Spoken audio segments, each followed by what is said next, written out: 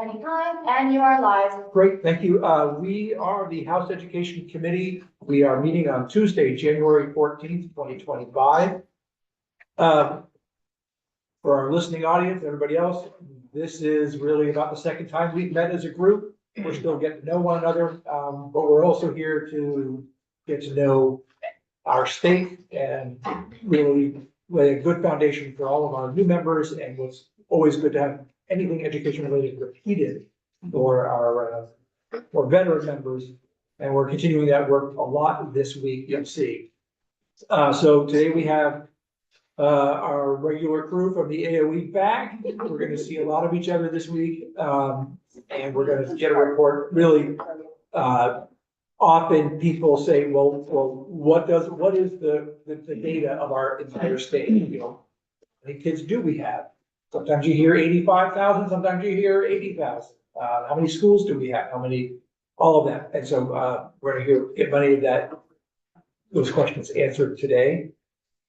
I think we'll just dive right in and have you reintroduce yourselves and go for it. So everybody know we have a big crew on the screen there. Those are really subject matter experts from the AOE available for any questions that may pop up as we go along. Yeah, great. Thank you. Thank you. Thank you for having us. I'm Zoe Saunders, the Secretary of Education. And I'm Jill Briggs Campbell, the Interim Deputy Secretary of Education. I just want to tell the committee and everybody else, the documents are not yet posted. Annie will. They are now. And we're also joined by Emily Simmons, our legal counsel. We do have a number of our subject matter experts on the call. What I will do is walk through the overall presentation, and then if you have specific questions to get into more of the weeds, we do have others who can expand and provide more context around the data or the programming as well. So just to begin, this data presentation is part of the report that we re-released, the State Education Profile Report. This work has been really important in driving our Listen and Learn tour. It was really critical to us at the agency that when we engage in these conversations, we do this in a way that's really data-driven and building an understanding of our current education context. I want to recognize that this is a range of data that we'll be walking through today, and it really has been a collective effort of our entire staff. So of our data division and all of our programmatic staff have been working really diligently to enhance our data reporting, and we've done that in partnership with the field. We actually built in a very intentional data validation protocol through our Listen and Learn tour so that we could address longstanding data issues and ensure that there was coding consistency across all of our districts and schools. So we're really pleased to be able to share this with you today. So today we'll walk through statewide trends. We're looking at the supervisory union and school district level. We do have supplementary reports that drill down further, which we can share with you and make sure you have access to. And also, can I note that all of the data that you'll see here is also available in an open source data file. We're happy to send the link. It's on the agency website, and that was really critical to us that you'd be able to dive into the validated data to recreate it. And the state profile report actually also includes what we call recipe cards. So for every one of the sort of analyses that we presented, you actually have the ability to go recreate that data, which was really important and will be sort of standard practice for us moving forward. Yeah, we're really excited to bring that into our standard process. It's really important for us to promote transparency and also understanding of the data. As Jill mentioned, this allows for you to recreate the analysis and also for those in the field as well. It was part of a very explicit process to ensure that we all were working off of the same data set. And I think that'll be critical for you and your policy making decisions that we're bringing you validated data from the field. So the state profile report will look at a range of indicators. We will walk through trends related to enrollment, student demographics, student outcomes, staffing, and expenditures. It's really important for us to bring in a comprehensive overview of our education system. When we started this work, we counted the number of reports that we provide to the federal government. I think it was upwards of 300 different reports, data reports that we are required to produce to the federal government. So we have a lot of data. And our intent was, how do we bring that data together in a way that's going to be really meaningful to drive decision making? And part of that effort was pulling together a lot of disparate data sets to make broader meaning around the holistic overview of our state. And so that's what we'll share with you today. So things to consider as we walk through this presentation, there's a lot of different data collections that we oversee as an agency. Many of those are required for federal reporting. And this is really one of the first times that we've brought together all these different data collections in a way to make meaning holistically.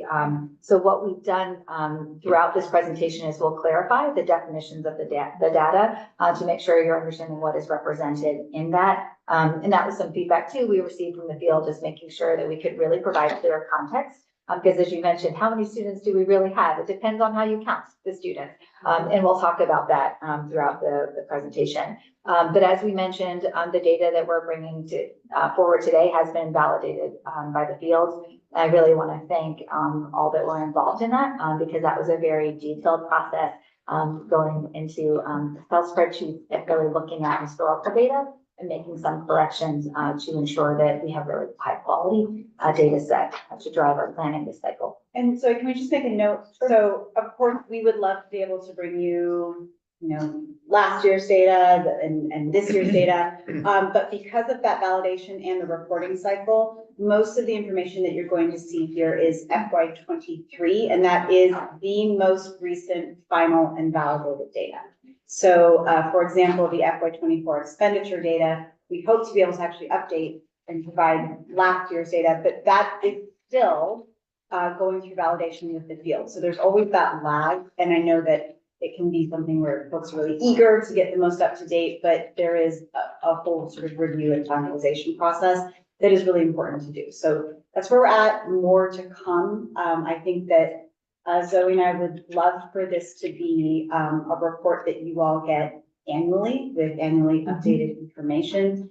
Peter, that's been a dream of mine for a long time, and I think we're actually at a point now where we can generate this kind of reporting that you all will get at the beginning of the session, right? That you'd be able to use. So, That'd be great. wouldn't it be?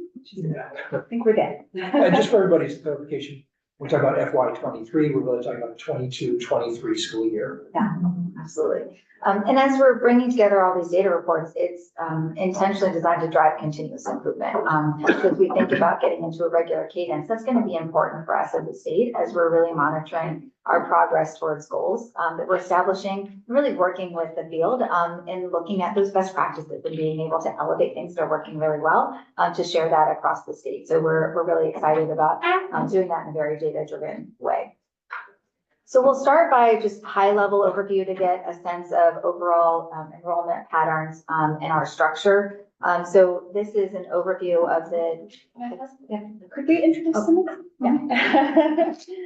Yeah. I'm Emily Simmons. I'm the agency's general counsel, so in charge of the legal division and helping out with policy matters and supporting these experts. It would be fun if you would throw me a question about this data and we could see how much I do not know about that area of the work. But if you have a legal question, I would love to talk through that. And we just wanted to make sure that you got to meet Emily Simmons, and she'll be here on the flash this week, which is very exciting, and be sitting in the seat again tomorrow as well. Okay, so I think we'll switch out. Yeah. Yes. I don't have the anymore. Oh, okay, that's fine. You were not okay, so this is at a glance. So overall, as you can see in the chart, we have over 83,000 students that are publicly funded in our education system. The majority of those students attend a traditional public school. 4% of those students attend an independent school, and among those, the vast majority attend one of the 4 historic academies. And then you can see too that we have a little over less than 600 that attend a therapeutic school. And therapeutic schools are separate schools for those students that need extraordinary support beyond what the public school can provide for special education services. One thing I would insert, it's important to remember that students attend therapeutic schools from districts that operate schools at all grades, as well as from districts that have tuition for the purpose of general education. That's the population. I do one quick question before we go ahead. Students enrolled in public schools or the total number, does this include pre-K or does not include pre-K? This number, we're gonna break down all the different types of enrollment by program in a couple slides. So you'll be able to see that, the overall trend over time. The next slide is a map of Vermont, and this is our current structure for supervisory unions and school districts. So I believe you received the presentation from JFO on our overall governance structure in the state of Vermont. This is based on the 2022-23 school year. Since then, we have actually added another supervisory union and another district. So the current is 52 supervisory unions, and then under those structures, we have 119 districts as of this current year that operate 287 schools, serving a little over 80,000 public school students. As you look at the boundaries, you can see that they vary. Some serve a very large geography and some are smaller geography. Overall, the total number of students served range from about 400, I think 7,000. That's in my notes, so I could just validate that. So there's a lot of variability in just terms of how we're organized and the number of students served. Another point here that we're in this map, we're looking at enrollment. So this is representing students that are attending a public school, not necessarily all of the students that a district would be responsible for. So average daily membership is another map that will show you that actually shows also those students that attend an independent school. So when you're looking at the map, and on the next slide, we'll be able to show some broader tuitioning patterns. But here, I just wanted to make that note that you can see in certain areas of our state, there, like, so for example, in the Northeast Kingdom, there are more students that are served in independent schools than are represented on this chart. This next slide is looking at tuitioning patterns across the state. And this is tuitioning to an independent school and also tuitioning to another public school.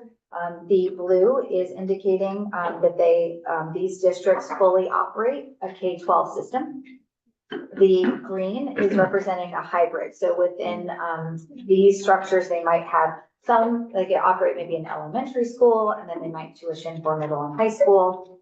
The yellow is representing those that fully tuition and do not operate their own schools. And then the reddish color is overlapping classification. So that would be an example where within the, you would have a district that would operate maybe a K-8, and then there's an overlaying high school that they would feed into. Anything you want to add to that, Simmons, on the district? Moving on to how Vermont compares on some key indicators, we tend to have very small schools. So we're ranked 46th out of the country in terms of smallest schools. We tend to have very high per pupil expenditures. Depending on the report that you referenced, we can be ranked either number 5 or number 1, depending on the data source. So definitely within the top 5 as we're looking at overall spending per pupil. We are also very low when you look at the teacher ratio, teacher to 100 students. We are first in the country. So that means we have very lower, one of the lowest class sizes ratios. And that holds also not just for teachers, but also for staff. Moving into looking at some assessment data, the National Assessment of Educational Progress is the one test that we have where we can compare how we're doing in Vermont to other states. This is administered every 2 years. It is a random sample, and it's gives us an interesting perspective of our overall performance. So we tend to outperform in reading. So when we look at it, we are in 4th grade reading, we rank 11. And in 8th grade reading, we're 5th. One thing we'll show you later is kind of the trend over time that we're also paying attention to. In math, we're scoring a little bit lower as we compare ourselves to other states. And in 4th grade math, we rank 28th. And in 8th grade math, 21st in the country. So this is, I think, getting to the question around who's included in that overall enrollment number. So we're showing our trend back to 2004.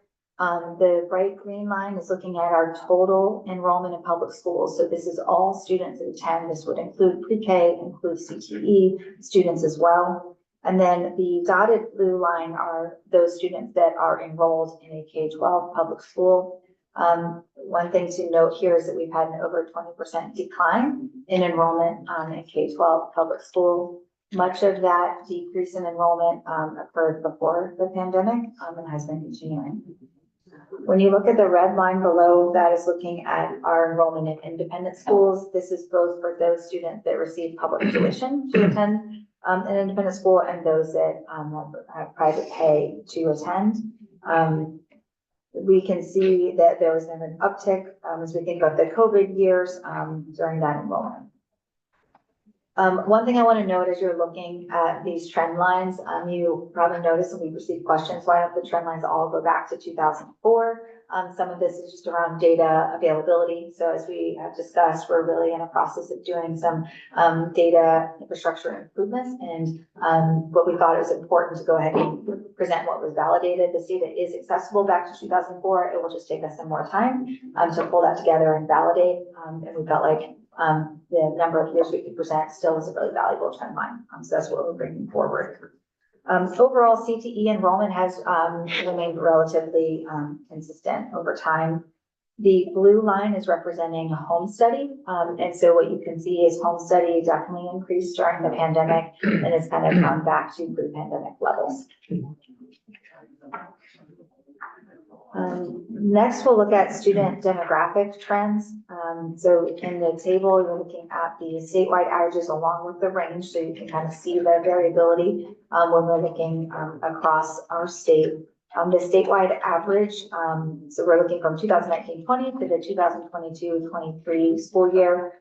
Something to note here is we are reporting a reduction in the number of students that qualify for free and reduced lunch.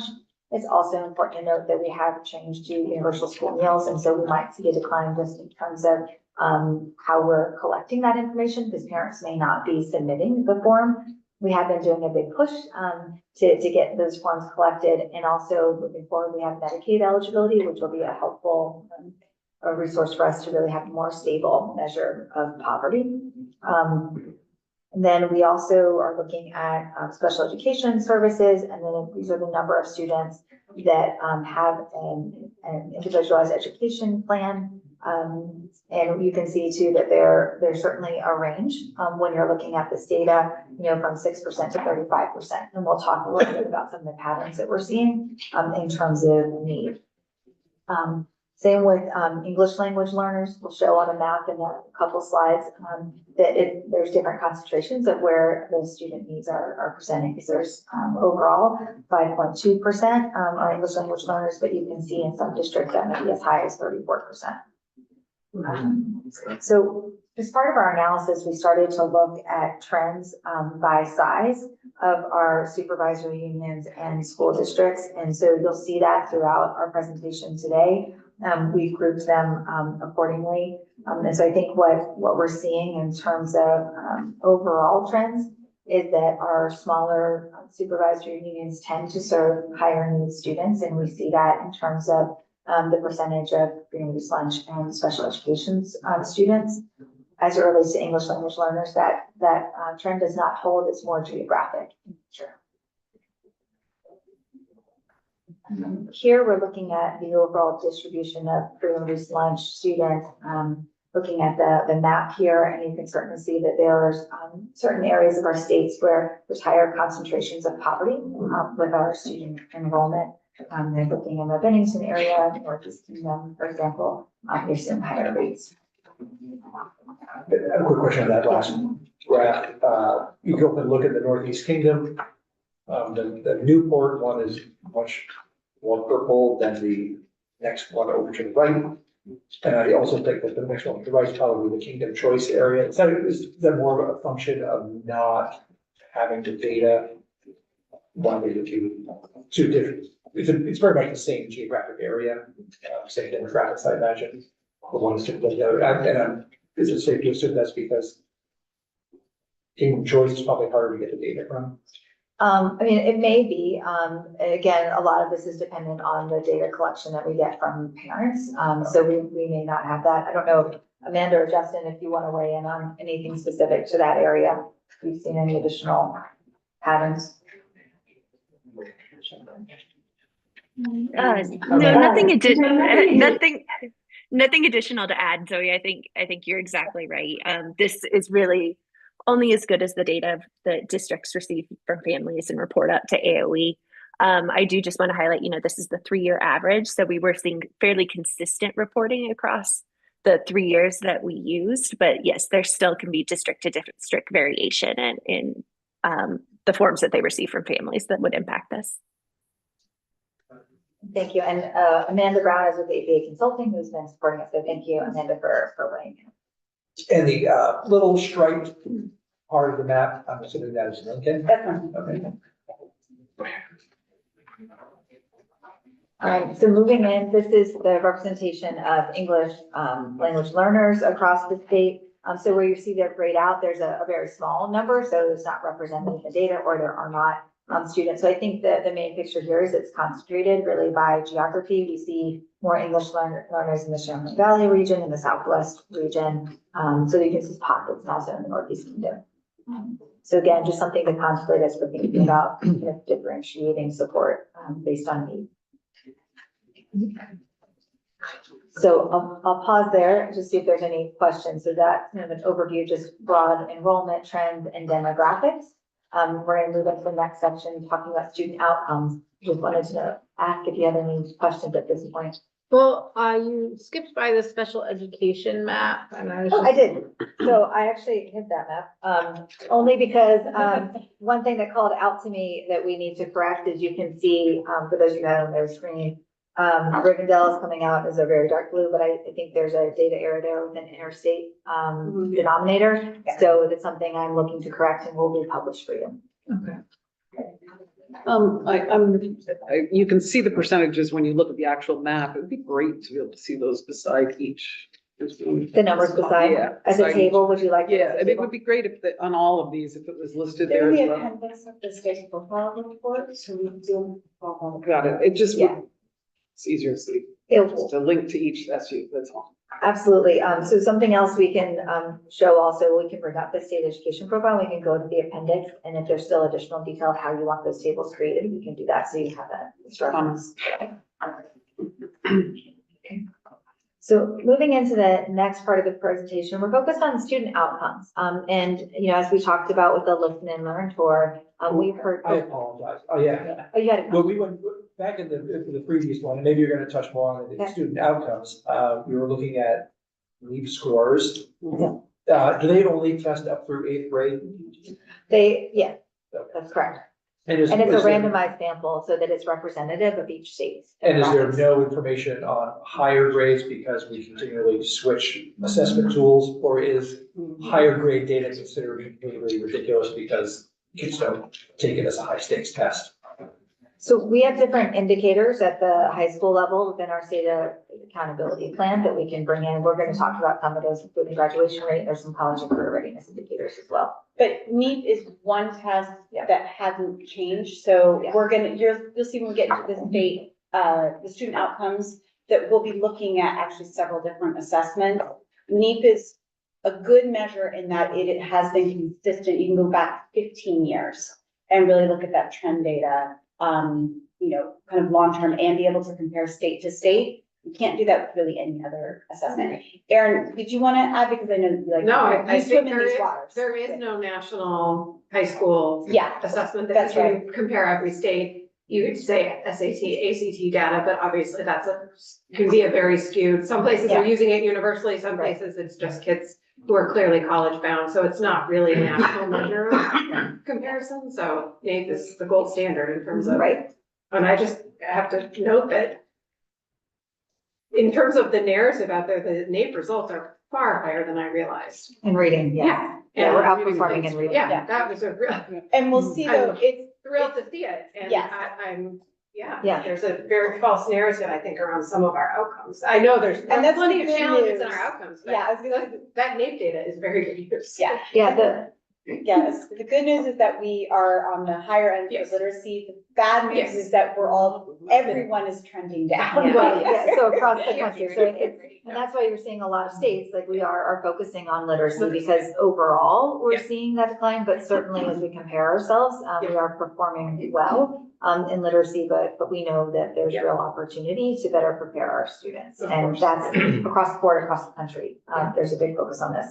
And And so then yeah. before you dive in, I just want to let you know, we have our phone a friend, so Anne Bordonaro, who leads our FEST team and has the child nutrition team underneath, did confirm kind of your instinct there, which is that in the Northwest Kingdom, there's so many tuitioning students, and that relies on the independent school census for FRL data, which is generally less high quality and comprehensive.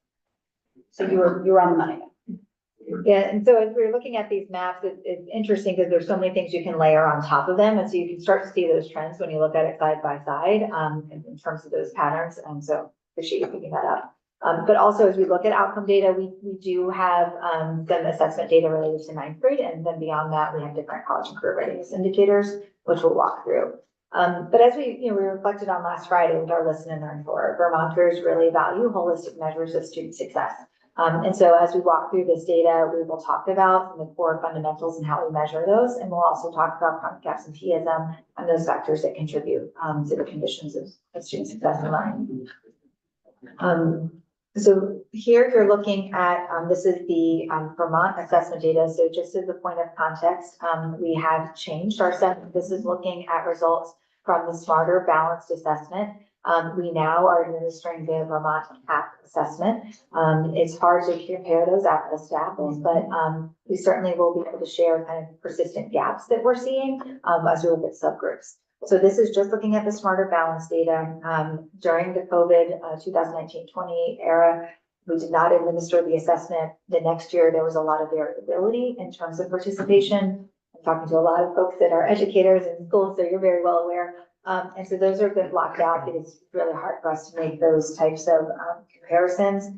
Here you're looking at the line for elementary school, middle grade, and high school. So you can certainly see from 2018 to 2021, you did see a decline, and probably a large factor of that was because of COVID. In terms of math results, when we're looking at these trends, we're seeing a lot more variation by grade band, which is important for us to focus on. So overall, we're seeing lower performance in the high school grades. And so that's just something we need to be prepared for as we're thinking about preparing our students. And overall, our math results tend to be lower, and that's consistent with what we're seeing on the national assessment as well. So we've already highlighted, where we are in terms of ranking, using the NAEP assessment both in reading and in math. This is showing us the trend line for 4th and 8th grade and comparing Vermont, which is represented in the solid green line, to the Northeast, which is in the dotted line, based on it, and then compared to the national average, which is the blue dotted line. So something that we're focused on here as we look at reading is that there has been a steeper decline in terms of our reading performance. And so we're trending more towards the average. So that's an area that we certainly are focused on as we move forward with Read Vermont and other initiatives. So this is looking at our math data. So as we've noted, our math data, we're not as strong in our overall math performance.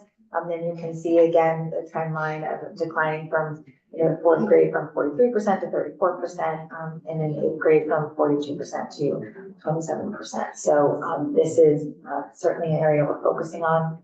We will have a new release of the NAEP data at the end of this month. So we'll certainly bring that back to you to see how the trends are panning out.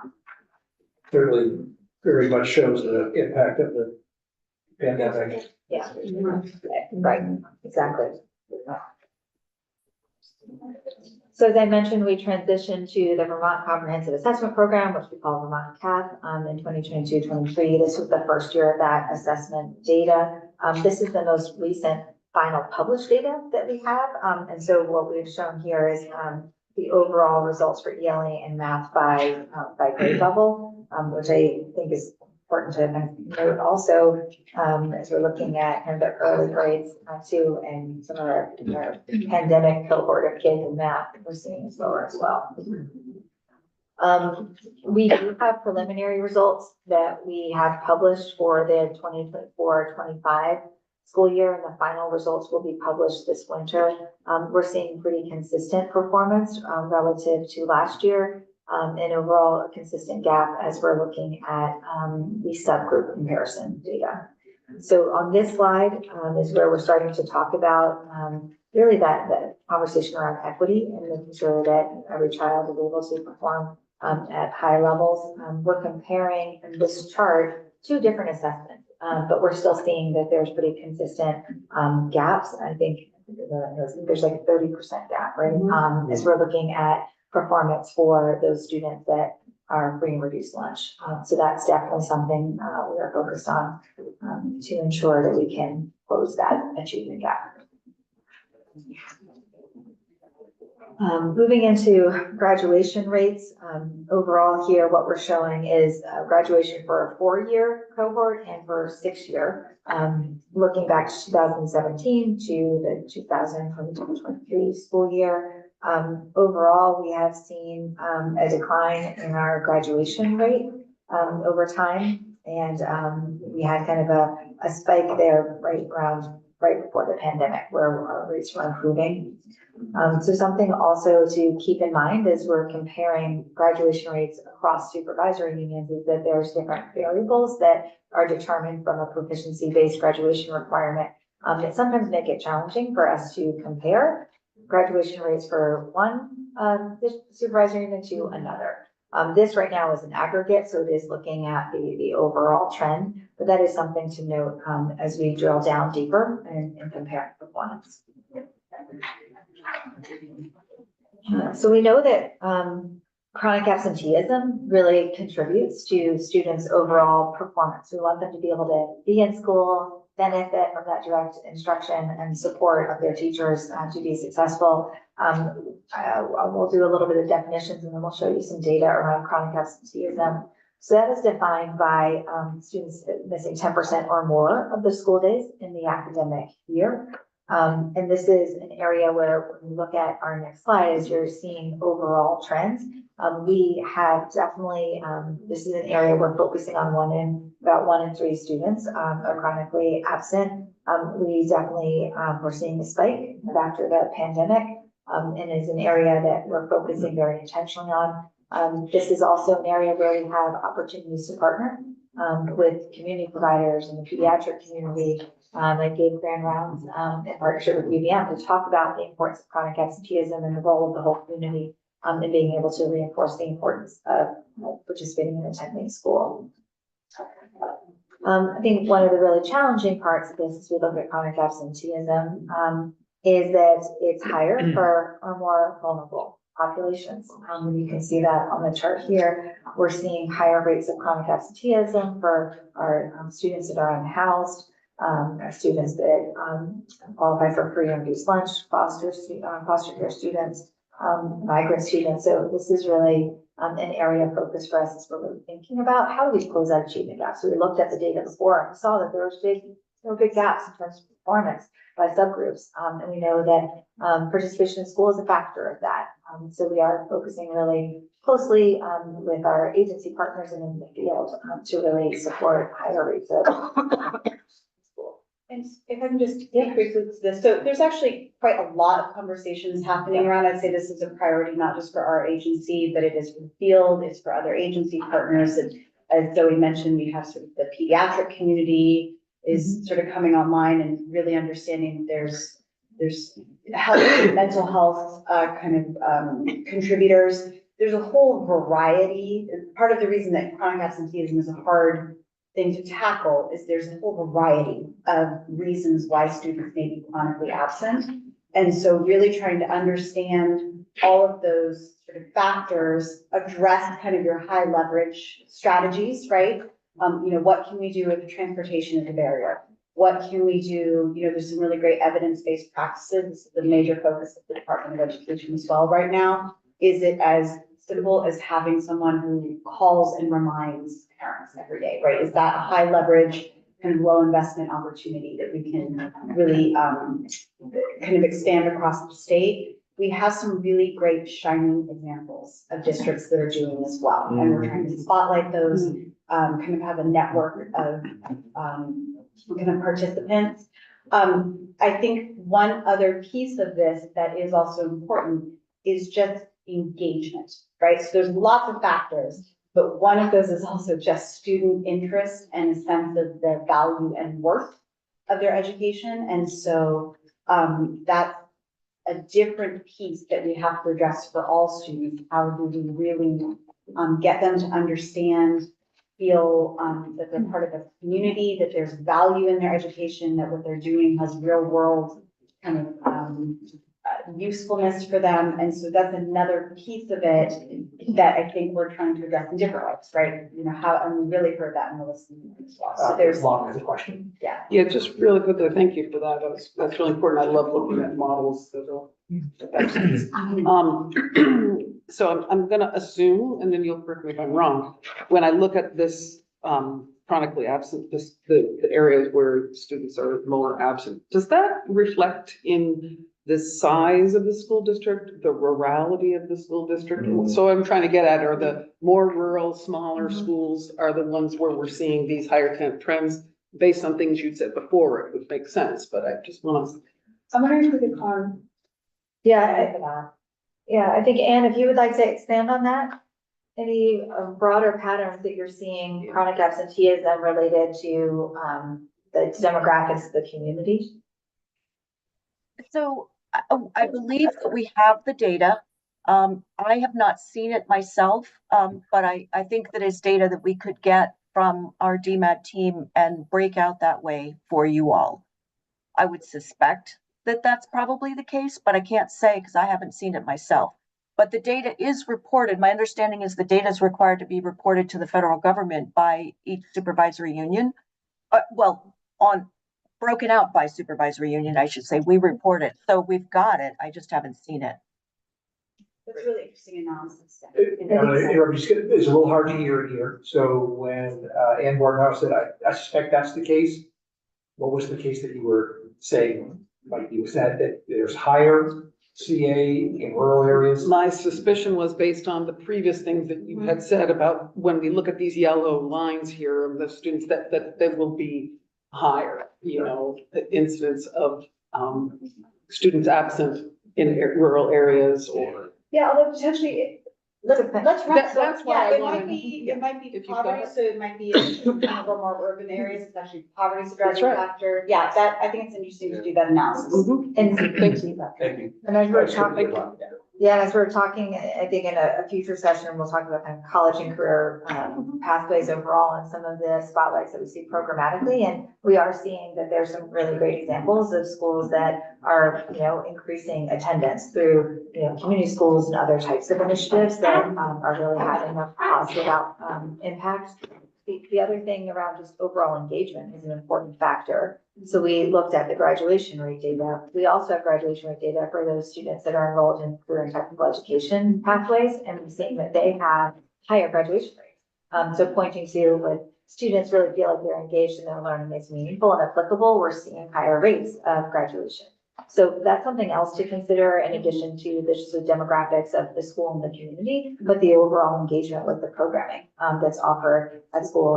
And we would expect too that when you look at, you know, I'd like to analyze it related to after school as well. So if there's a really enriching after school program, are we seeing that students are out of school, right? So again, as we're all engaging in this work, we recognize that these, it's really a holistic approach that we need to take as we're really analyzing root cause and also identifying best practices that are supporting the type of success we'd like our students to have. So moving into staffing data, we'll walk through staffing ratios, salaries, and also some high-level licensure trends. So in this slide, there's a lot of different data that we're bringing forward. So one is just looking at the average staff per 100 students. So you may ask why we look at it that way. That allows us to do some national comparisons.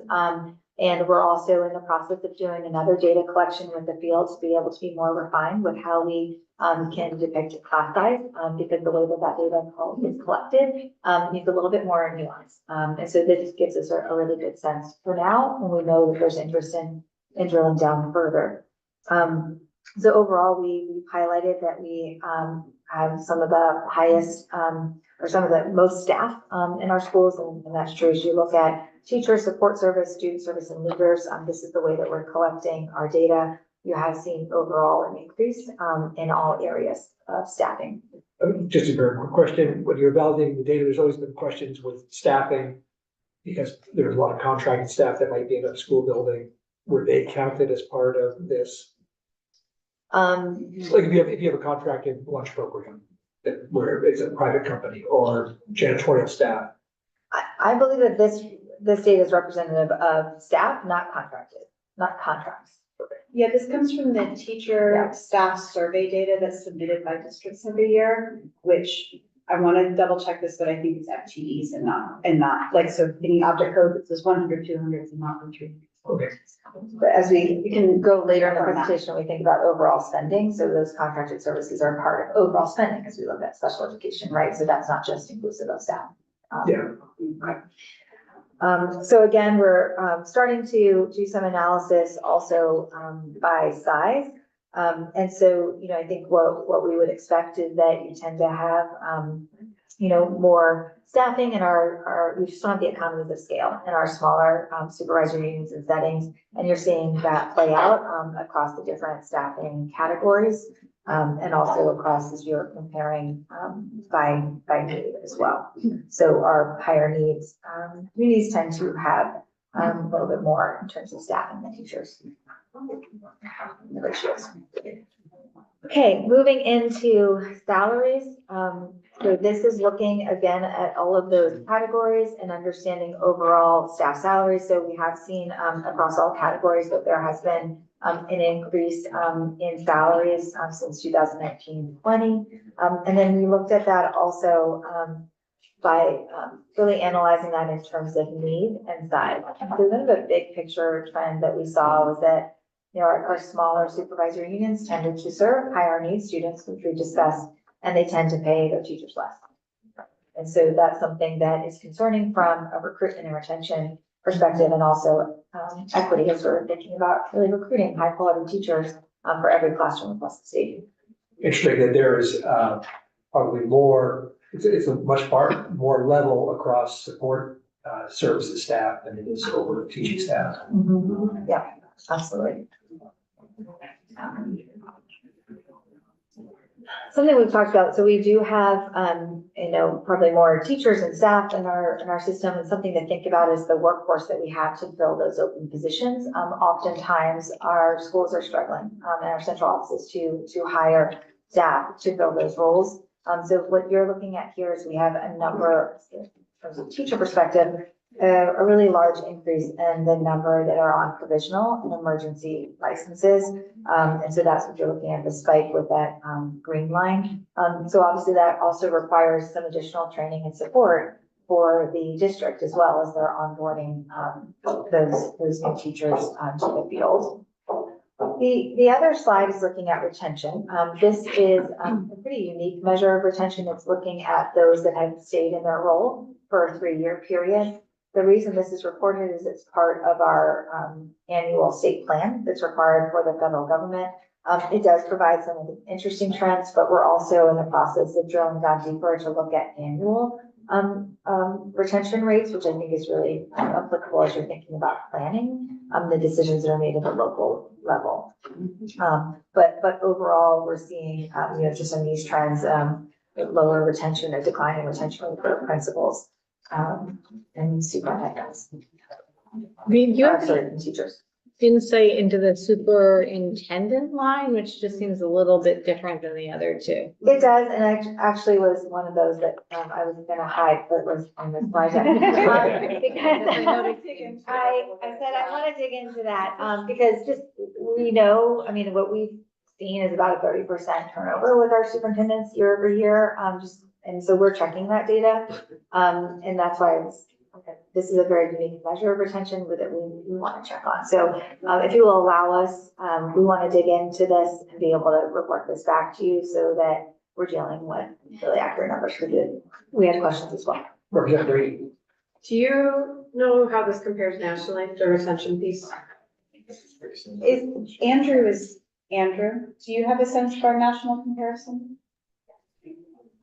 No, I don't have that. I will say though, the superintendent piece, this was provided this morning from DMAD. So this is what's going to be published in the annual snapshot. But yeah, definitely doing some double checking. I did do some asking around too, like anecdotally. We definitely had a major hit for superintendents when COVID came through, and maybe this folks are it's the same superintendents over the past couple of years, which is why there would be such a jump. But as Secretary Saunders said, we were going to definitely be double checking that. And I think like what we have observed at the agency level is a real fragility in our, what we call the central offices of districts, and a lot of turnover. So something I think really starting in during the COVID times, I remember there was the very first year, 17 superintendents turned over in 1 year. And we've seen about that much every year. So that's, a third basically of our district leadership turning over every year. And one thing that we observed this last year, because we really started paying a lot of attention to it because we had some systems that were very fragile. And one thing that we observed is that you might have one system that goes down a superintendent and a business manager and maybe a special education director. So that system becomes really destabilized. We all start sort of looking at it and going, okay, that's when we really need to pay attention to.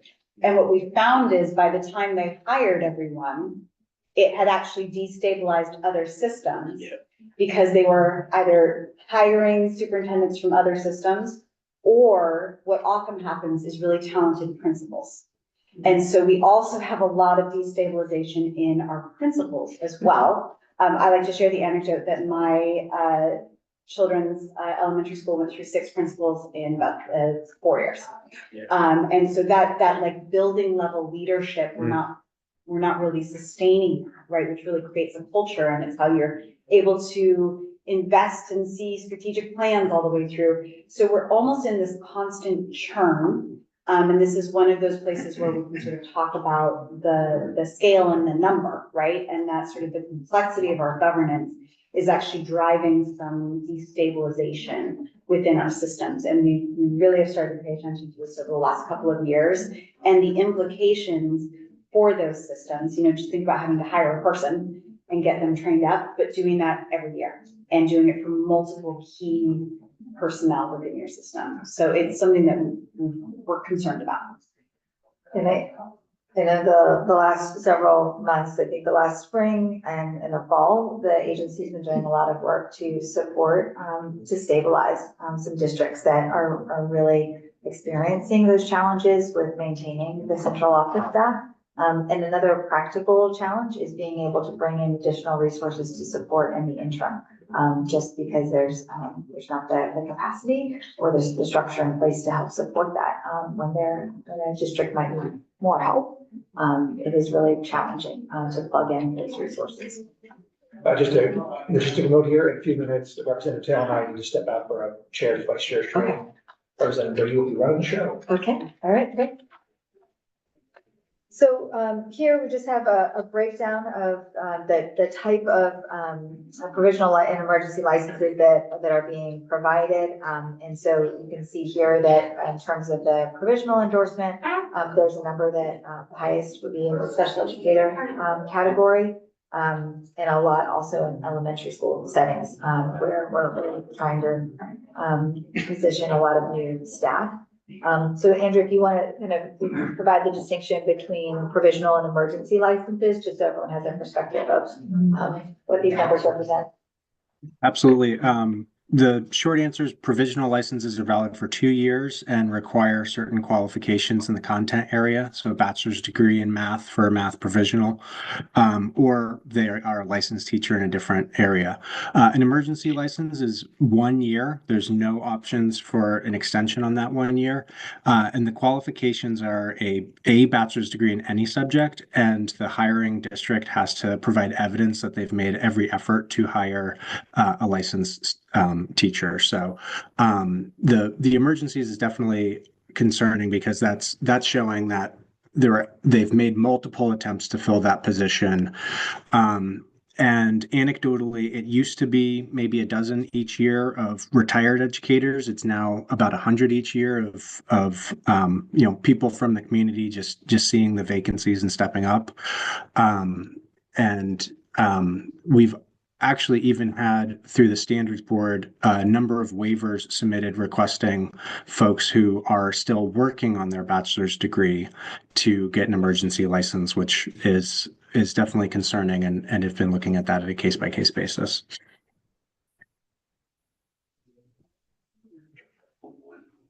As we highlighted on Friday, from our Listen and Learn tour, we saw this in terms of the increased needs for our special education students and support. So the challenges that we have a big workforce shortage of special educators, and you can see this in terms of the decline of those that are professionally licensed. So this is certainly a challenge to be able to staff to support our students with IEPs. So next we'll move into the financial data, unless there's any, does anyone have any questions on this section around staffing?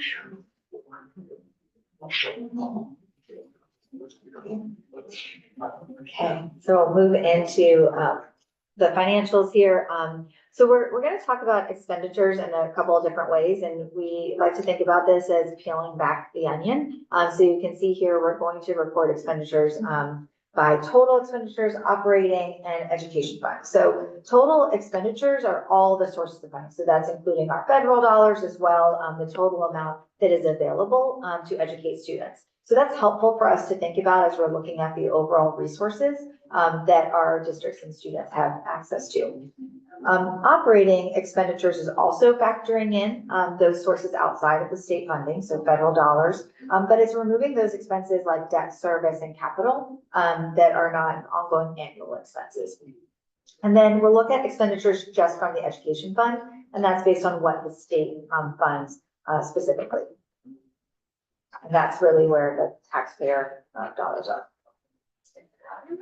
So one thing to note as we're looking at trend lines with expenditures, this does not adjust for inflation. And one of the things too, is you're looking at these stack charts as we're depicting the source as well. So the green is looking at the general fund. So that's what we call our ed fund. The blue is special revenues, the dark blue, the lighter blue is looking at other funds. And then that trend line is looking at overall total expenditures.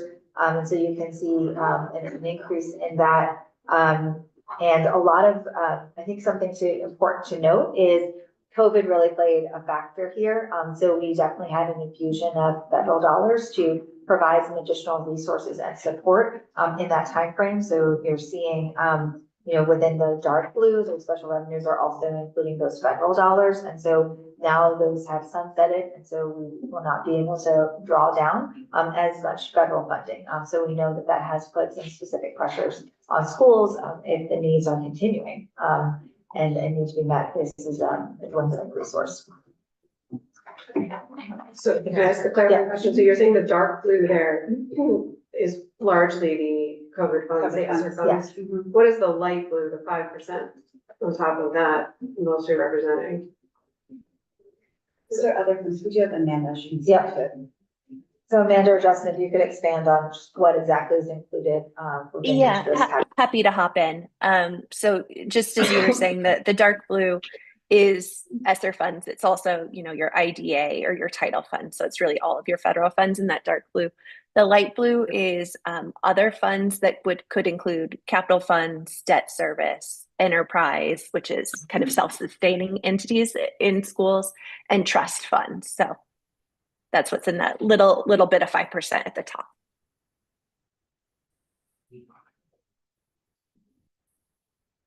Anything else you want to add to that slide, Amanda? No, I think you've covered it well.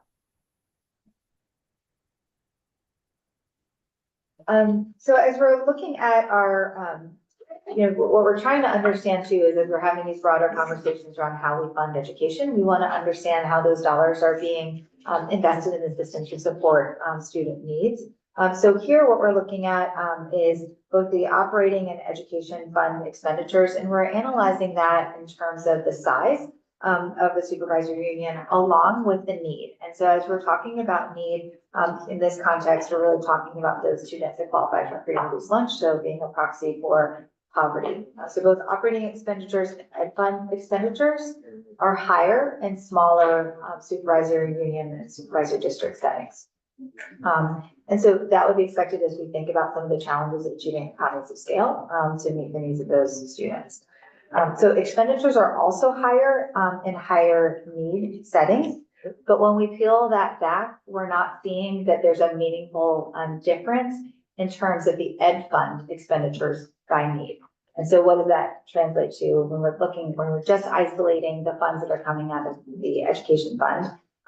We're not seeing a meaningful difference in terms of higher investment in lower need communities. But some of the additional sources such as federal and title funding is helping to provide that additional support for those students that need additional services and such as those who are learning poverty. I think we also have. And so, And then, yeah, I was gonna say, and so one way that we think about this, because until we had peeled back the onion, that was not apparent to us. That really it's these other sources of funding, specifically federal dollars, that are differentiating the amount of resources available for high need students. But when we look at that ed fund, this is what we vote on, right? This is what we go, really when we're doing our town meeting day, those are the budgets that we're sort of voting on. This is our ed spending. And so we really, when this analysis was run, we sort of paused and said, oh, that's something significant to call out, is that we're not actually differentiating and driving more dollars to higher need students through the ed fund. I think this will be really an important part of the conversation. And I think there's just some assumptions and that we need to bring forward when we're having this conversation. So research tells us that certain students are going to be more costly to educate. So students that are living in poverty or English language learners have additional needs and they will need some additional resources. So when we talk about equity in terms of funding, we would assume that those students that have higher needs will be getting additional resources and funding. And so what's interesting as we're looking at this, we are seeing that when we look at total expenditure. So when we pool all the different funds together, we're seeing that. When we're just isolating what's coming out of the education fund, we're not seeing that meaningful difference. And so we'll talk a little bit more tomorrow about the education funding system and kind of the theory of action and what was established there and what's happening in practice, right? Because I think as Vermonters, and it's really clear, and this came through on the listening round, that we care about equity. We care about making sure that students that have high needs get those additional resources. So this is important to consider. This data, as we know, we have lagging data here. And so this is what we're presenting here. It's not incorporating the new weights. However, JFO has done a study for fiscal year 25, and we are still seeing that trend line. We'll kind of skip ahead, if you will, just to kind of share that point. As we're looking at the overall spending, this is comparing spending to poverty levels. And so, we would expect to see a reverse trend where higher poverty communities are benefiting from additional resources. And that's what we're seeing playing out in practice. So it goes back to, again, the conversation as we talk about equity as a state. How are we defining equity and how are we ensuring that those students that have additional needs benefit from the additional resources to be successful? And we'll scroll up. So I just wanted to highlight that, as we mentioned, we are still valid, we'll continue that some of this data is lagging, but we brought that in because I think it's important to show that there's continuity with the trend that we're seeing. And even with the new weights. With the new weights. It's a really critical piece, right? Is when we're looking at FY23, that was before Act 127, right? We had an equalized pupil. framework. Now we have the new weights. We're continuing to see the same trend of actually, higher poverty communities not actually spending more per people, they're spending less. And what we'll talk about, I think we have tomorrow, the education funding report, our current system is really about taxpayer capacity, not guaranteeing that those students that have higher needs get the same resources. Right, so that's what we're seeing play out in the data and why it was important for us to peel back the onion so we could really understand as we're making decisions for the state about how to fund education and how we think about equity. It's important for us to do this analysis. Another part that we wanted to bring into this conversation was starting to do that layering, right? We know all these pieces are connected. We're taking a very holistic approach to education. And we've already started to talk about that. How does chronic absenteeism affect performance, and affect graduation rate and so forth. So what we're doing here in modeling is creating a matrix where we can start to compare spending to performance, and also bringing in needs. So I'm going to orient you to this matrix. And then on the next slide, you're actually going to see little dots that represent supervisory unions and districts. So in the top quadrant, you have your higher performing, higher spending districts will appear there. To the left, we'd have higher performing and lower spending. So that would be really maximizing your efficiency with lower spending to get to higher outcomes. And then on the bottom left, you're looking at lower performing, lower spending, and then to the right, lower performing and higher spending. So when we think about a system that is really equitable, we would assume that there would be higher spending in higher needs areas and we would be higher performing, right? Now, granted, as we're looking at the percentage of average, so you're always going to see that there's going to be some that fall into different categories. So on the next slide that we'll show you, you'll see little dots, and those dots are color coded, and also so the color and the size are representative. So the color is indicating the level of need. So the red and orange are representing higher need supervisory unions and districts. So those are that have higher poverty rates. The green are lower poverty rates, so lower need. The actual size of the circles represents the size of the school district. So a larger circle would represent a larger supervisory union district. We have done this mapping both for ELA and math, but just for illustrative purposes, we're showing, explaining here how everyone pans out for ELA. So one thing that we always get, we took this on our road trip across the state and listen, learn is which one is my circle? That's always the question. We're really not using this to think about specific. We're really thinking about this and from a policy perspective around understanding overall trends. And so the overall trends we see that we've been talking about, are that our lower need areas tend to. So if you look at some green dots, so they tend to be larger, so they're achieving efficiency at scale. They tend to be higher performing and lower spending. And then our red circles, there's a cluster of those that are lower spending and lower performing. This is something we've talked about a lot of agency as we were looking at last year. So many of the districts that were struggling to pass their budgets were some of our highest need communities that were already low spending. And so we're seeing that play out, that they're, these cuts, they're having an impact on performance, right? And so as we're talking about how to fund our overall system, it's important for us to think about how that helps to support the conditions of success that students need, and then also looking at their overall outcomes of performance. And then we talked about this. Moving into special education, we're going to do a very high level overview. In the coming weeks, we will actually release a more detailed report on special education so that you have a better sense of our current education context, and both programmatically and in terms of spending. So right now we'll just do a very high level overview. So overall, as we're looking at statewide special education expenditures, just looking at what you're representing here, we do see an increase in overall spending. However, we're also analyzing that as a percentage of total expenditures, and we're seeing when we're looking at that, there's actually a reduction in spending for special ed when you look at it as the total amount percentage of overall spending. Yeah, Representative. Thank you. And this is reflecting, I know data's out, so it really isn't reflecting any of the 173 changes that we've made. It's been so slow to roll that out, because that is what 173 was supposed to do. Right. Increase student outcomes and lower costs. Right. We're experiencing, what is it now, the fourth year of reducing the census block. I think we're in the last year of a reduction. And districts are really feeling that now. And implementing the changes that need to take place to make sure that we're serving the students in our schools has been really hard in some districts too.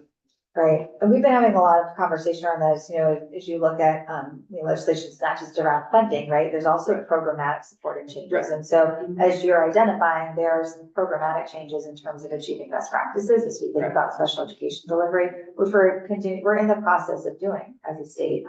And we're getting requests for additional support from the agency to help in that regard. Part of what we'll talk about in the upcoming report is reflecting on the status of the implementation and where there are opportunities for us to further enhance our special education delivery across the state. So that is something that we're very focused on. And as we said, we've heard it anecdotally. We have gone across the state, we're listening to our tour that we need to have a broader conversation on how to support special ed. And then we see also in the numbers, we're also seeing an increase in the extraordinary expenses, which we can talk about. And so, higher acuity of need, and how do we support that?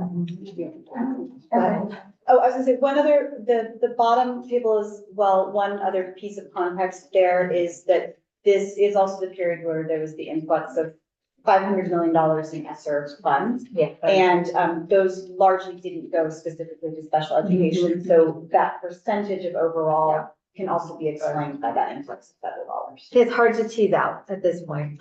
So some of, as we look at this data, some of it's like, what additional questions do we have? And then how do we analyze that to inform policy decisions? So as we continue to work with you, it's helpful for us to understand, like, what are those questions so that we can prioritize that deeper analysis. I was just gonna echo, I believe Representative Long, I look at these charts through the same lens that your question comes from. Like, did Act 173, it wasn't an experiment, like, we were actually seeking to drive better experiences for students. But if we looked at it as a successful hypothesis that we had right or that we had wrong, I think there's a variable that we did not anticipate and could not control coming out of COVID, and it was the scarcity of special educators. That I don't, even in 5 years, my question will be, do we really know that these were the effects of Act 173 as enacted? Or was it the reality of the change that we made and then a pandemic and then led to the job market and the resulting lack of special educators that we had since then? So I don't want to beleaguer this because it sounds like you're going to dig into Yeah, it deeper, and I really look forward to that. But I'll just say it has been very obvious to anyone in Vermont who's had any connection to any schools that it is all over the place about the implementation of 173. Yeah. We all are experiencing the reduction in our census block each year, but many school districts have done a good job and many haven't even hardly done any of the work that needs to take place if we're going to fully implement 173 the way it was intended. Yeah. And that is what concerns me a great deal. So I look forward to I don't want to beleaguer it here, but I look forward to the opportunity to have more. I think we do have Cassie on the call too. If Cassie Santo, our State Director of Special Education, if there's any additional context you'd like to provide? Yeah, we lost her. Hi, guys. No, my computer is a bit delayed. Can you see me? There you are. Yes. Okay. I don't have anything to add in particular to the financial component of this. I think I can anecdotally express, and as someone who worked as a special educator in Vermont for several years, that the transition was hard and that district certainly felt it. So the anecdotal comments that are being made here is part of my experience as well. But it's harder for me to speak to the financial pieces of special education. That's not necessarily an area of expertise for me. Thank you, Cassie. Thanks. But more to come. Yeah, thank More, you. more to come. Appreciate it. And part of what, you'll see at the agency is we're really looking at, when we're doing our analysis, we're bringing in programmatic and financial expertise, right? Because we need to see the whole picture, and we know that's important for you as we're bringing in our analysis. For sure. Thanks. Yeah. So I think we'll skip ahead. We can go back if there's like specific questions around special ed right now. I think we'll just do kind of broad trends. Overall, we're looking at here, is the total number of children, with an IEP. And so you're seeing, that we certainly have an increase. Something else that we're looking at are tracking the percentage of students that are served in a regular classroom and those percentage of students that are served in a separate school. So we do see that there's an increase in the number of students that are served in a separate school, the therapeutic school. And we'll also see in upcoming analysis how we compare to other states, and we tend to have higher, above average rates of students that are in a separate school. So that's something that we're thinking about as we look holistically on how we deliver special education services. And there's been a lot of conversations around movements for many of those separate, those therapeutic schools, particularly in elementary school grade. We put that in. If I could just say. Yeah, absolutely. That was exactly what we were trying to avoid, right? Right. Act 173 was supposed to actually lower the number of students being served outside of their local district. Yeah, right, And so that trend is very concerning. right. And so that's Maybe when it's better. we have kind of these broader conversations, around therapeutic schools. It's important to think about that within the overall context around how we're delivering special education, which is why in this upcoming report, we are talking a lot about best practices and then thinking around what the agency's role in further providing that support, to enable those changes. So this, is looking at the extraordinary costs. So you've probably been hearing a lot about this in terms of the increase in extraordinary costs for those students that have high acuity needs. So this could be related to those that are therapeutic schools or require contracted services. We know some of the shortage in terms of the workforce also contributes to this trend line as well. Emily, is there anything else you want to add to? I know you've been deep in some of the analysis. Yes, and what we'll work on in the report is we did, F-173 did change the threshold for paying extraordinary costs. So that's another variable that is right in the end of the trend line. Right, so what that means is they can get reimbursed at a higher level for these specialized services. So that's contributing as well. This is a breakdown as we're really analyzing the type of expenses. So this is broken down by tuition. So that would be to, what therapeutic school, transportation, other services that may need to be contracted services. So I think when we look at overall special education, it's not just the staff, it's also some of the contracted services that are being brought in to support the needs of students. So we went through a lot of data.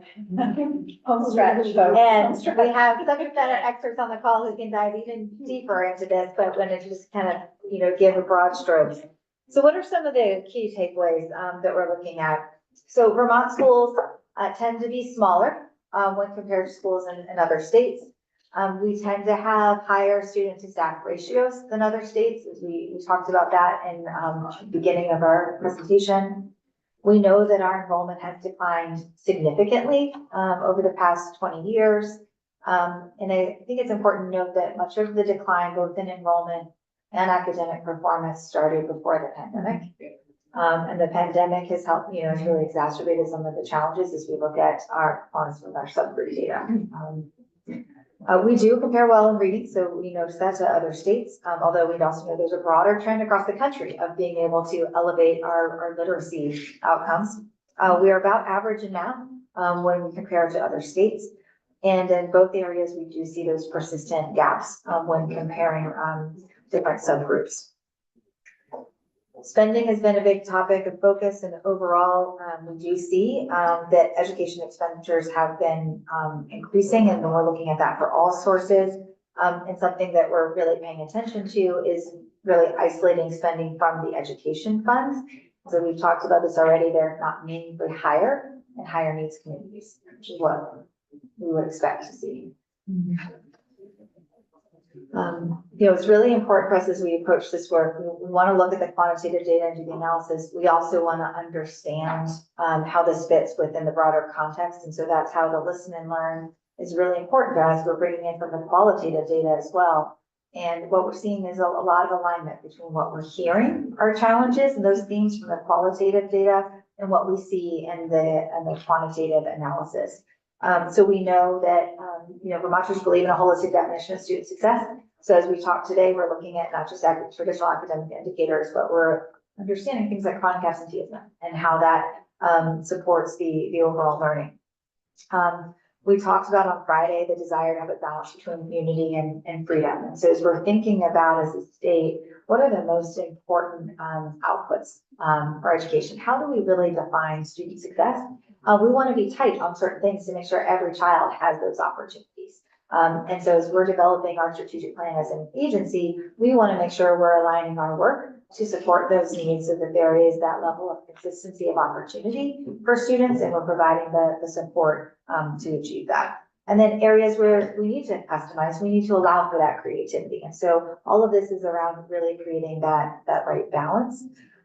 We heard a lot in the Listen and Learn tour about the need to focus on equity. We're seeing that in the data. We're seeing trends that we are not able to deliver the same type of experiences in every part of our state. And that we're hearing specifically the need to offer expanded educational opportunities.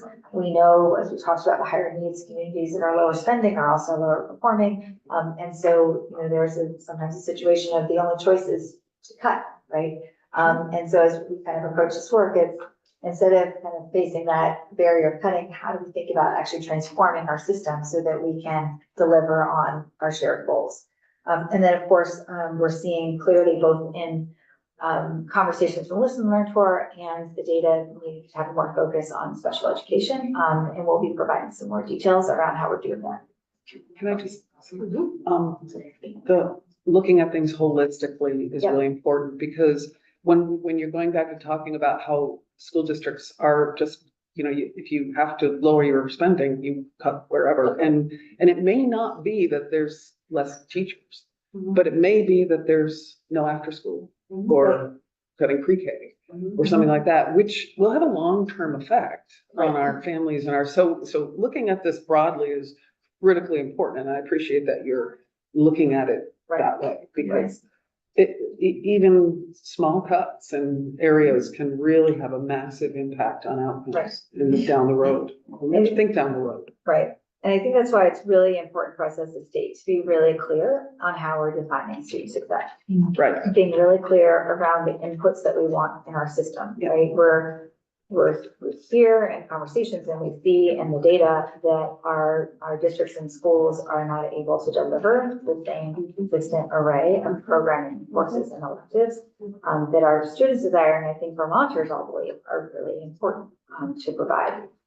So to that end, I think we've had these, there may be some additional cuts in federal dollars as we move forward. So it's important for us to really be, future-proof as a state. And as we're dealing with a lot of these budget pressures, right, there is a real clear choice is, do we make the choice of doing less, or do we do the choice of making some real changes to be able to deliver on our goals for student success?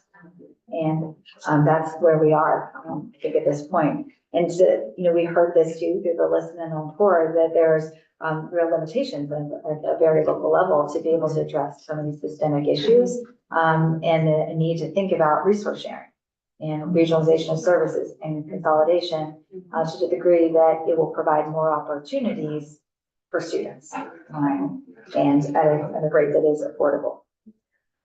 So we know that schools are serving a really big role. They're doing more than educating students. We've heard that consistently, that they're a hub for community and connecting students to other social services. And we've also heard pretty consistently throughout the Listen and Learn is a need for greater state leadership, a need to be bold and being able to say, we need to be able to address some of these systemic challenges head on in a way that's going to help us achieve our educational goals for students, and then the role of the agency being able to be more a strong partner in that work. So these are some of the resources that we shared. I think we shared the Listen and Learn report with you last Friday. The re-released state education profile report is also available.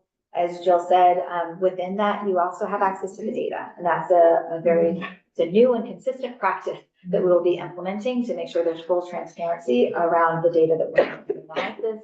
And then I believe tomorrow we're going to dive deeper into the education funding system. And so that's where I think it's important to have this context and then talk about what our funding system is designed to do and where there are challenges with being able to achieve that in practice. So things to noodle on. Things to noodle on. Things to noodle on. And I think, these are considerations that we have as we're, making policy recommendations. How can Vermont reduce the inequities and pro people spending? And really here, making sure that students with similar needs receive similar resources. And as we'll talk through more tomorrow, that's not what's happening in our system right now. A student that has very different needs or has the same needs, they live in South Burlington, or they live in Rutland, they may be getting very different amounts of funding, right? And those are things we need to think about. How can we align funding and resources with student need to drive outcomes and success? So really thinking about this, going back to that matrix of like, how do we think about those investments that are going to be most impactful to student outcomes and really prioritizing limited dollars to supporting and investing in those pieces of our education system. And then we've heard a lot around this whole child approach. So how do we do that really effectively as a state to make sure we're reducing chronic absenteeism, improving student engagement? We've heard a lot through the Listen and Learn, bringing that joy of learning, that good spark around that being meaningful and exciting for a student. We know that cost, efficiency, and effectiveness is going to be an important consideration for this legislative session, and we're really centering student needs and student outcomes around this work, and that being our North Star as we're talking about building a system that is more efficient and effective, really ensuring that that's being designed in a way to support student outcomes. And overall, we've seen that there's a great disparity in terms of teacher pay across the state. And so that limits some areas in recruiting high qualified teachers. We've seen an increase in provisional licenses as well. So part of the big question in a policy consideration is how to ensure that every student has a highly qualified teacher. And then also making sure that those learning environments are safe and welcoming. So all of these considerations are things that we've been contemplating through our Listen and Learn tour and through the data analysis, and really are informing the next steps in terms of how we get there in Governor Scott's education transformation approach, and really thinking about changing the funding to promote equity in terms of student opportunities, modernizing governance and scale to ensure that we can have effective delivery of educational services across the state, making sure that we as a state are providing direction and support and guardrails that help to promote high return on investment of our educational dollars. And overall throughout this is really staying centered on improving educational quality and equity. And what we talked a lot about and we'll continue to talk about is really what's in the best interest of students in this case, but also in the best interest of taxpayers. And I think these are opportunities that I leave you with as we go into a deeper dive of our education funding system tomorrow. Thank you very much. Thank you. Thank you. Questions from the committee?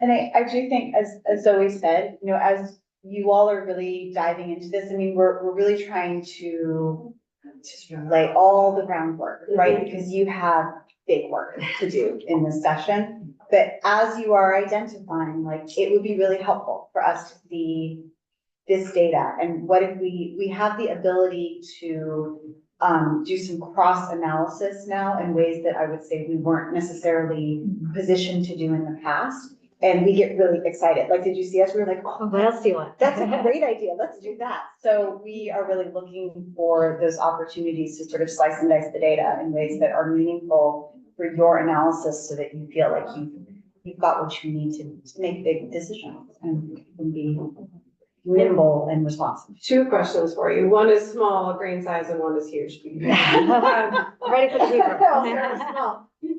Generally, when we're looking at this data, does that include students, any student who's being educated with public tuition dollars, regardless of where? So I know we saw like the breakdown of who goes where at the beginning, but when we get into chronic absenteeism or Yeah. spending or are those numbers, those small, are those represented in that, or is that dealt with separately? If we're So talking my about- answer may not satisfy you. It will depend. Okay. And so within the state education profile report in each section, we define who's included in that and what we mean by that student count. And so that will vary depending, and sometimes when we're looking at national comparisons, the denominator will be different so that we can compare apples to apples. So we really tried to be intentional about describing who's included in that. So hopefully that will be a reference for you, but if you need additional detail, if it's not as clear, we'd be happy to provide more description. And for something like chronic absenteeism, we don't collect that data for independent schools, Right. but for something like the state assessment, yes, the publicly funded students Are do represented. complete that, and they're represented in it's part of their ADX, it's represented in the supervisory union or district, their home district. I think going forward, it'll just be helpful and maybe a recurring question is if we're looking at a lot more data and numbers to be able to differentiate when we're talking about all students and when we're talking about, if it might be information that isn't available for some students, it'd just be helpful. Yeah, we can certainly make that note, so that there's full transparency and Yeah, understanding of who's represented in those numbers. My second question, and maybe it's more for Amanda, even that you just mentioned nationally too, Jill, is that, obviously we're in a moment of a lot of flux and transition and challenges and opportunities in Vermont. And I just wonder if you can give a sense of like how that compares nationally. Are other states grappling kind of on this scale with sort of the entire kitchen sink of how, how they fund and deliver K-12 education? I was in Minnesota over the holidays. There were plenty of headlines that could have come right out of Yes, Vermont. right. How many educators are on provisional licenses, The alternative demographic licensing trends. programs, decreasing enrollment in some of their largest urban schools. I've heard that some of what we're sort of seem to be embarking on looks a bit like what Maryland did just a few years ago. So I just wonder if, and this is a question we're going to put to our resources at the Education Commission of the States and NCSL, but just a sense of, where we are nationally, other states grappling with this, and the same way that we don't want every small school to reinvent the wheel, Right. Are we also looking to other models and what's happening nationally so that we are a small state? We aren't totally reinventing a wheel here, that 10 other states may be doing something quite similar right now. And I think- No, you are exactly right. States across the country are grappling with the same issues that you're talking about. Declining enrollment is an issue nationally. Teacher shortages is an issue nationally. And I think everyone is still struggling with the impacts of the pandemic on their, outcomes for students. I think everyone is grappling with this. I think Vermont has its own unique challenges that layer on that. I think you mentioned it. Vermont is a very small state with very small scale compared to a lot of other states. That just poses some unique challenges. But also, I think, opportunities for the ability to kind of tackle many things at once that I know that the legislature is thinking about doing this session. So Justin, I'll look to you if you want to add anything on that. Yeah, I just think when you think of the problems, you mentioned Maryland, they, have a whole theory of action about changing their whole system and funds that drive to it. And I think on Friday, the group who's overseeing that implementation actually asked for kind of a pause on one of their key pieces, which is to change to a career ladder and likely add some additional teachers to their system. And they basically said, like, there aren't any other teachers for the system. And so to expect districts to be able to hire teachers, more teachers was just not an expectation they think can happen. And so they're actually requesting the legislature kind of change their implementation plan because of that. So, just that alone, right, is something that's just happening everywhere. There just aren't many new highly qualified staff coming out of the higher ed systems right now. And I would say in this instance, our size can really be an advantage. Yes. To other states where we really have an opportunity to come together, be nimble, be agile, to really make a big impact. I think traveling across the state, it's really clear that Vermonters care deeply about education. And I think this is a really, really incredible moment where people are saying, let's figure out how we do our system, deliver our system differently to meet these goals. So I see it as a real strength of Vermont. Just one, just a very quick, this will be not an answer that you even need to give right now, but when we do the special, IDEA, funding Yeah. has, gone all over the place for many, many years, and it was, the law passed at 40%. And, we've never seen 40%. What, do you know the percentage of what we are getting I today? don't have that in front of me. Somebody gave me a number, which I'm not gonna repeat if you don't have it. but Isn't it was like disturbingly 18 low. or 19? No, that What was the number. question? Sorry. But how close we are to fully How much federally we are funding funded IDEA. IDEA The big- promise big was funding. that the federal government would pay 40%. I believe it's right? less than 10%.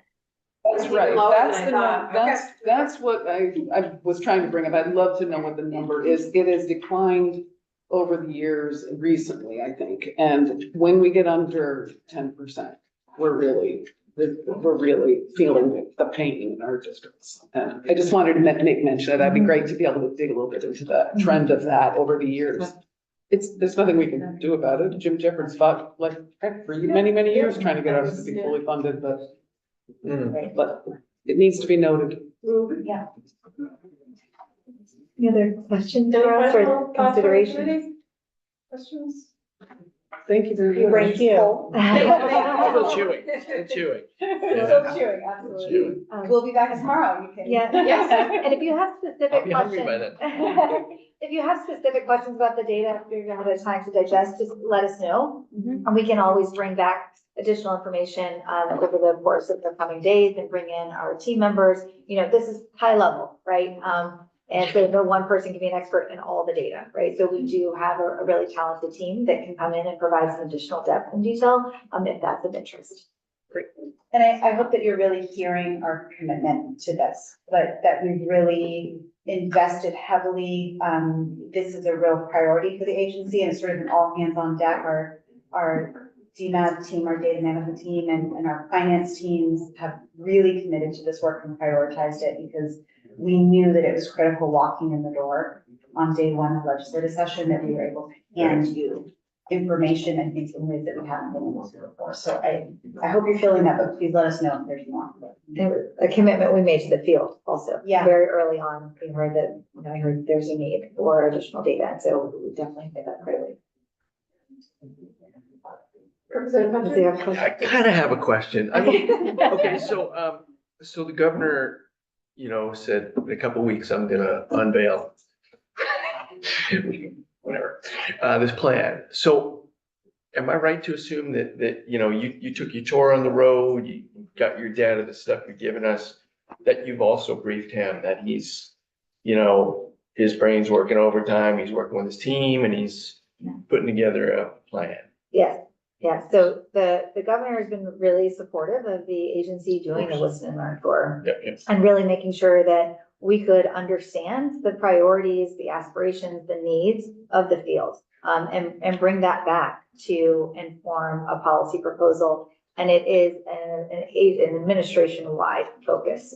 As we've talked about, education drives so much as we think about driving our future workforce, and it's related to housing and all these things. So we know that this is a really critical and important focus for our entire state. And I think you'll see this work and the Yes. listen and learn, you're going to see that reflected in the plan. It is, okay. The proposal. That's what I thought. I mean, Yeah. it seemed like a logical. Yeah. And we've been having these conversations also with the Commission on the Future of Public Education. So we've been really transparent about our learning every step of the way and sharing. Here's what we've learned. Here's what we're thinking about. Here's what we'd like to explore based on the data or the input that we've received, and then publishing reports as we analyze that. Right. So all of this is really a culmination of that learning. And so this is a really important forum for us to share what's informing the thinking, Right. and the priorities as we move into the governor providing a framework for the policy.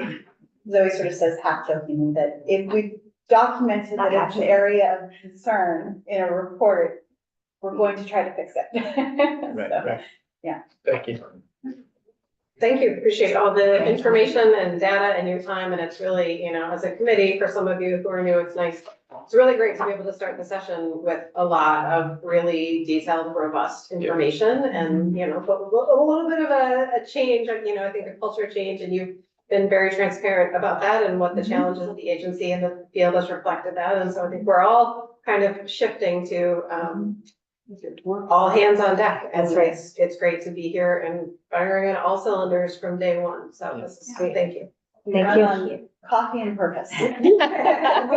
And hope. So for our committee, we're gonna wrap up for the day. We start tomorrow morning with the commission on the future of public education and the entity really that the legislature created last year, as we were all really grappling with how do we put more resources and thought into a really volatile moment of